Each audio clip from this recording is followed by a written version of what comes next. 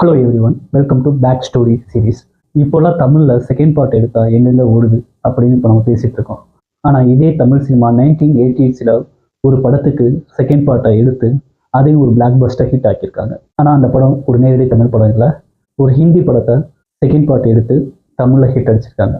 அந்த ஹிந்தி படமும் சாதாரண படம் இல்லை, அந்த வருஷத்தோட மிகப்பெரிய வெற்றி படம்.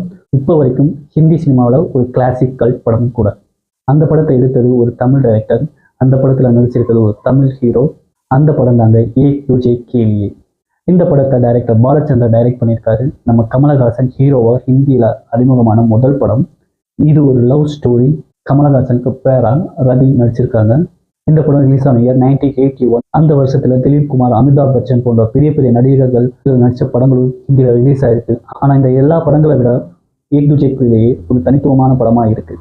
கமலஹாசன் சார் 1986 பாலச்சந்தர் சார் கூட அடுத்து ஒரு படம் பண்ணலாம்னு முடிவு பண்றாங்க. அப்போ என்ன மாதிரியான படம் எடுக்கலாம்னு பேசிட்டு இருக்கும்போது கமல் சார் ஒரு ஐடியா கொடுக்குறாரு. இந்த ஏக் துஜே கே லியே படத்தோட செகண்ட் பார்ட்டை தமிழ்ல எடுக்கலாம்னு முடிவு பண்றாங்க.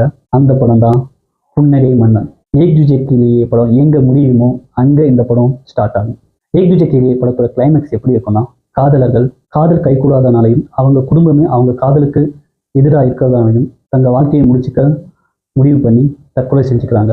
இதே கிளைமேக்ஸை புன்னகை மன்னன் படத்தோட ஸ்டார்டிங் பாயிண்டாக வச்சு படத்தை எடுத்திருப்பாங்க. இங்கே கமலும் ரேகாவும் காதல் கைகூடாதனாலையும் சேர்ந்து வாழ முடியாதனாலையும் தற்கொலை பண்ணிக்க முடிவு பண்ணுவாங்க. 2 பேரும் மலை உச்சியிலிருந்து குதிப்பாங்க.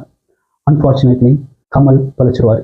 அதுக்கப்புறம் நடக்கிற கதை தான் புன்னகை மன்னன்.